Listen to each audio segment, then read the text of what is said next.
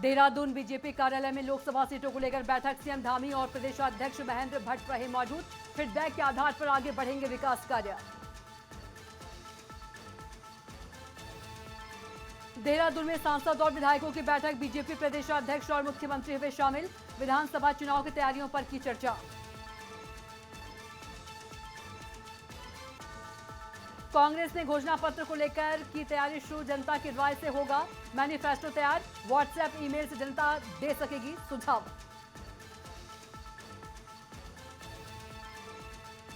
टिहरी में पुलिस चौकी पर सड़क के पास भूस्खलन। सड़क के दोनों तरफ वाहनों की आवाजाही बंद। मलबा हटाने में जुटी प्रशासन की टीम।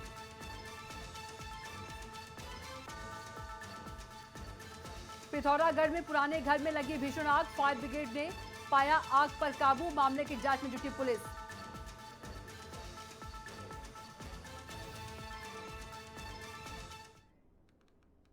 नमस्कार, न्यूज 360 में आप सभी का स्वागत है। मैं हूं आपके साथ कविता पांडे। बुलेटिन की शुरुआत बड़ी खबर के साथ करेंगे, जहां उत्तराखंड में चुनाव की आहट सुनाई देने लगी है। भाजपा लगातार जनता के बीच पैठ मजबूत करने की कवायद में जुटी हुई है।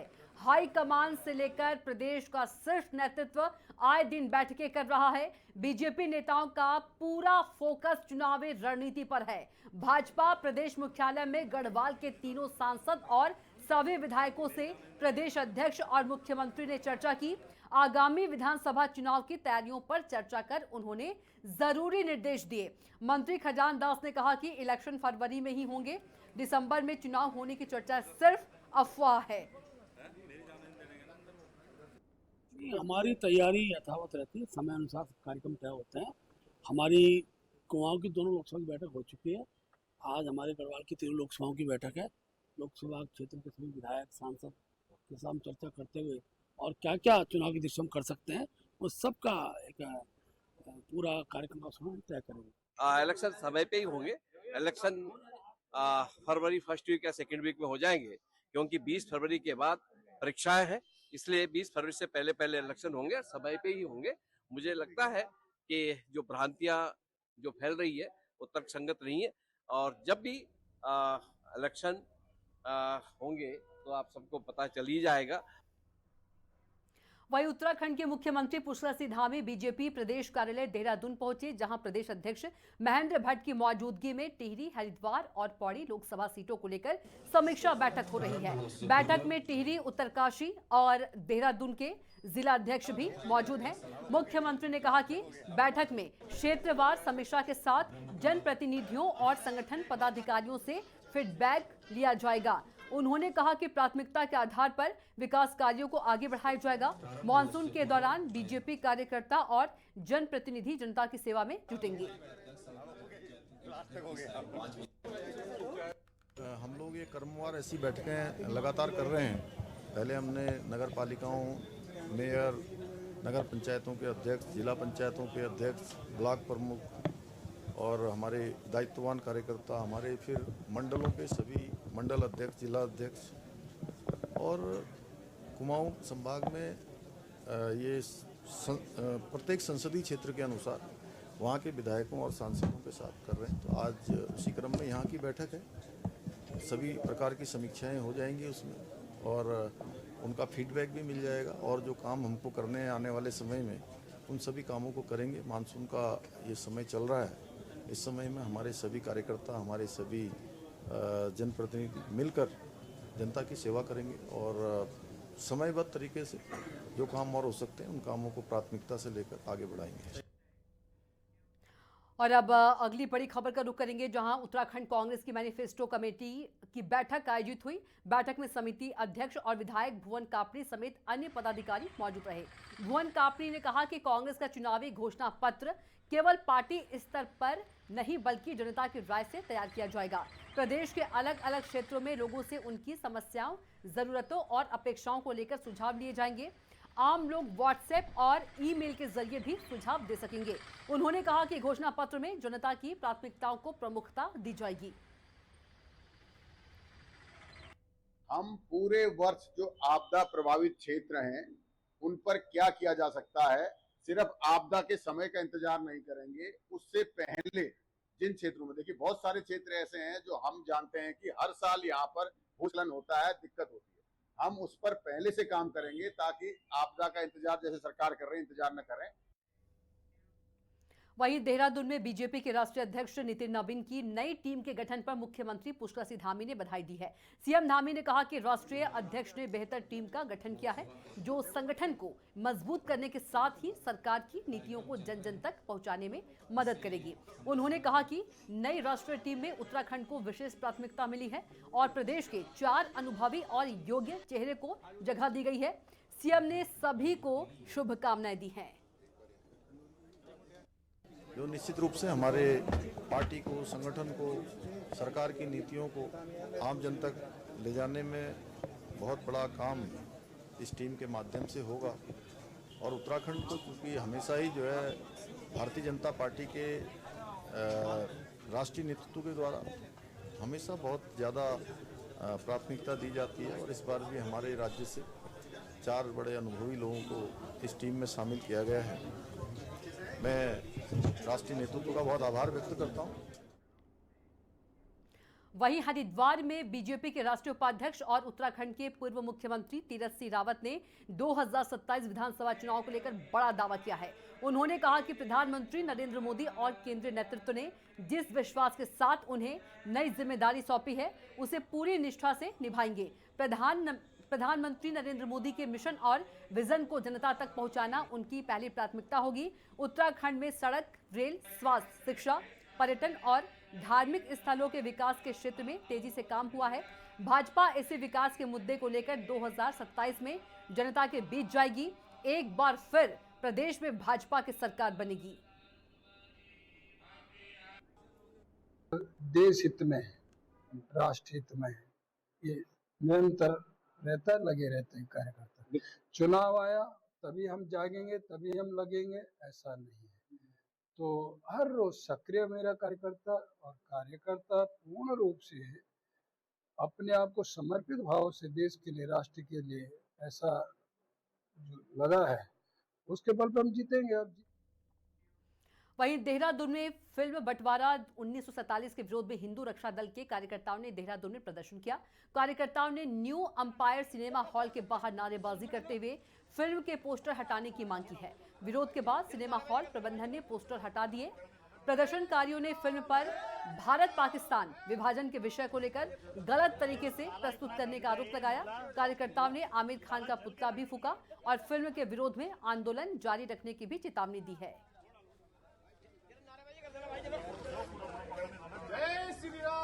ढूंढ रहे हैं जब बात हमारे धर्म पर आएगी, जब बात हिंदुस्तान पे आएगी, आप धर्म ढूंढिए। उस मूवी में ये भी दिखाना चाहिए था कि 4% जब आजादी के बाद वहां पे बंटवारा हुआ 4% हिंदू थे, आज 1% रहेगा। कितने मंदिर है? 267 मंदिर है, जहां पे 27,000 मंदिर पाकिस्तान में थे। ये उस मूवी में नहीं दिखाया गया।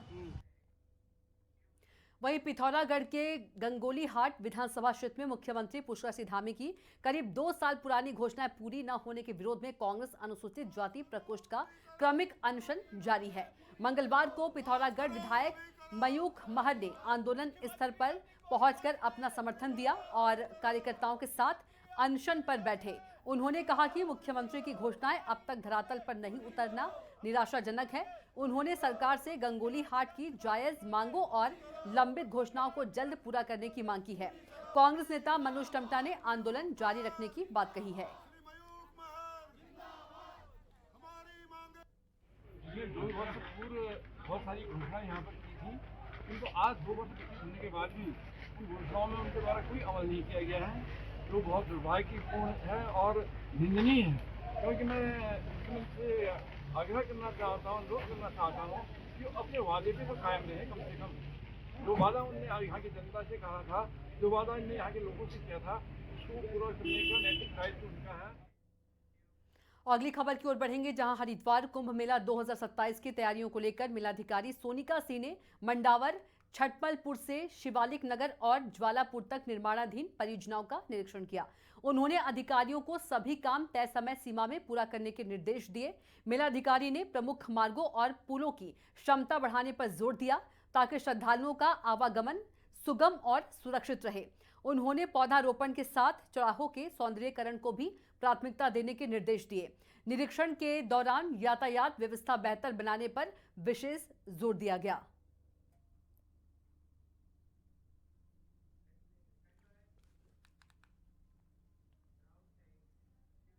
वहीं पिथौरागढ़ में भाजपा अनुसूचित जाति मोर्चा ने कांग्रेस और विधायक मयूख महर के खिलाफ प्रदर्शन कर पुतला दहन किया। सिलथाम तिराहे पर हुए प्रदर्शन की अध्यक्षता पार्षद डीआर राज ने की। कार्यकर्ताओं ने कांग्रेस पर अनुसूचित समाज को राजनीतिक रूप से भ्रमित करने का आरोप लगाया। वक्ताओं ने वंदे मातरम के मुद्दे को लेकर कांग्रेस पर सवाल उठाए और आगामी चुनाव को देखते हुए जातिवाद की राजनीति करने का भी आरोप लगाया। प्रदर्शन में आजा मोर्चा और युवा मोर्चा के कई पदाधिकारी और कार्यकर्ता भी मौजूद रहे।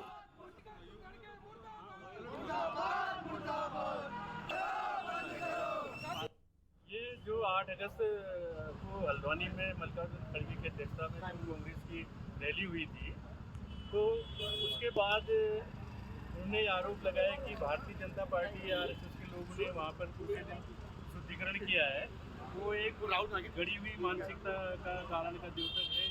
इस प्रकार की वो बेमनस्ता की भावना पैदा करने के लिए ये बातें उठाई गई हैं और जो कि बिल्कुल निरर्थक है और उनको इसके लिए धिक्कारते हैं और उनका इसलिए दहन किया गया आज ये यहाँ।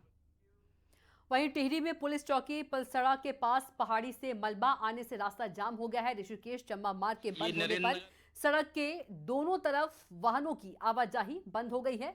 घटना की सूचना मिलने पर प्रशासन की टीम मौके पर जा पहुंची। जेसीबी की मदद से मलबा हटाया गया है। बता दें कि प्रशासन ने जल्द यातायात बहाल होने और यात्रियों से सावधानी बरतने की अपील की है। ये नरेंद्र नगर के नीचे रोड ब्लॉक हो चुका है। ऊपर से पत्थर भी आ रहे हैं और ये पत्थर अभी इतने पत्थर जमा हो चुके हैं। और अगली खबर चमोली से है, जहां चमोली के पंच केदार में भारी बारिश से कल्पेश्वर नाथ मंदिर के आसपास मलबा भर गया। भूस्खलन के बाद मंदिर परिसर में आए मलबे को हटाया गया। देर रात तेज बारिश ने लोगों की परेशानियां जो है बढ़ा दी। हालांकि लैंडस्लाइड में किसी तरह की जनहानि की सूचना नहीं है। मंदिर समिति के सचिव लक्ष्मण सिंह नेगी ने बताया कि तेज बारिश से मलबा मंदिर परिसर में पहुंच गया, जिससे काफी नुकसान हुआ है।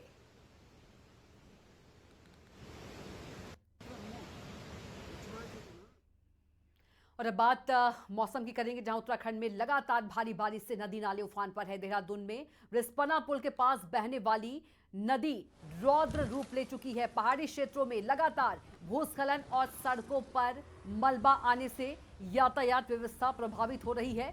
सड़क मार्गों के बाधित होने से यात्रियों को घंटों लंबा इंतजार करना पड़ रहा है। कई जगह की यदि हम बात करें तो वाहनों की आवाजाही पूरी तरह से ठप हो चुकी है। टैक्सी, बस समेत अन्य वाहन सेवा भी प्रभावित हुई है। प्रशासन और संबंधित विभागों के लिए सड़कों पर यातायात सुचारू बनाए रखना एक बड़ी चुनौती है। मौसम लगातार खराब होने से लोगों में चिंता का माहौल बना हुआ है। वहीं प्रशासन ने लोगों से बिना वजह यात्रा करने से बचने और सुरक्षित स्थानों पर रहने की अपील की है। पहाड़ कच्चे हो चुके हैं पक्की सड़ने के कारण। जो यात्राएं चल रही हैं। पहली बात तो यात्रा ठप हो गई है, क्योंकि कहीं भी पहाड़ गिर रहा है, कुछ पता नहीं चल रहा है इस बारिश के वजह। अब हमारे पीछे ही देख लिया, 4-5 दिन हो गए इस बारिश से। ये नदी कभी चलती नहीं थी, सूखी नदी हुआ करती थी। आज ये 4 दिन से इतनी नदी चल रही है कि पानी का भाव देख के आप बता सकते हो कि पानी का भाव कितना तेज है, इसमें जन समस्या कितना प्रभाव पड़ेगा। एक तो काम धाम चौपट हो चुका है। और अब खबर कोटद्वार से है। बता दें कि कोटद्वार में लगातार हो रही बारिश के चलते जनजीवन बुरी तरह से प्रभावित हुआ है। कोटद्वार से डुगडा, लैंसडाउन और पौड़ी जाने वाले मार्ग पर 5वें मिल समेत दुर्गा मंदिर के पास मलबा आ गया। रपटों में बरसाती पानी भरने से यातायात बाधित हो रहा है। यात्रियों की सुरक्षा को देखते हुए पुलिस ने सिद्धबली बैरियर के पास वाहनों को रोक दिया है। पुलिस की टीम मौके पर लगातार निगरानी कर रही है और यातायात व्यवस्था को सुरक्षित और सुचारू बनाने के लिए कार्रवाई कर रही है। पुलिस ने लोगों से मौसम और मार्ग की स्थिति को देखते हुए अनावश्यक यात्रा से बचने की भी अपील की है।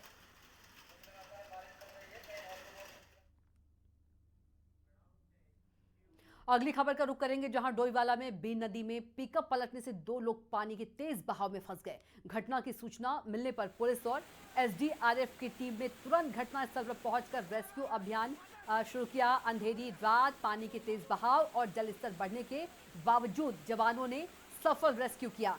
कड़ी मशक्कत के बाद वाहन में फंसे दोनों व्यक्तियों को बता दें कि सकुशल बाहर निकाल लिया गया।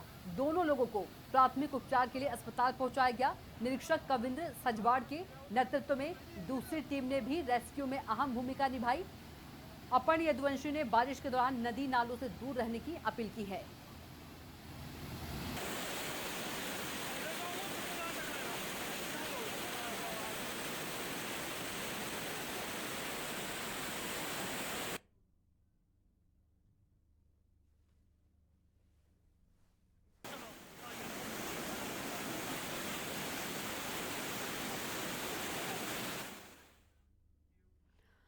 इसी के साथ फिलहाल के लिए बुलेटिन में इतना ही। आप देखते रहिए न्यूज़ 360। नमस्कार।